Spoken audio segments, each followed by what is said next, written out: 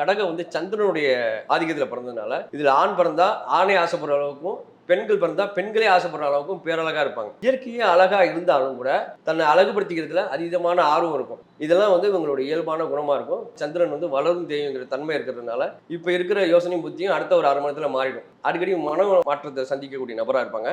ஆனாலும் இவங்க நல்ல குரு, நல்ல லீடர். நிறைய பேர் படிக்கிற காலத்திலேயே லீடரா இருக்கிறவங்கலாம் இந்த ராசியில பிறந்தவங்க, இந்த லக்னத்துல பிறந்தவங்க இருப்பாங்க. இவங்களை பொறுத்த வரைக்கும் எந்த ஒரு விஷயத்தையும் அழகா கற்றுக்கொள்ளும் ஆர்வம் இருக்கும். அதனால சொல்ற விஷயங்கள் வந்து புதுசு புதுசா இருக்கணுமே தவிர இந்த அரைச்ச மாவா அரைக்கிறது சொன்னது சொல்றது உங்களுக்கு பிடிக்காது.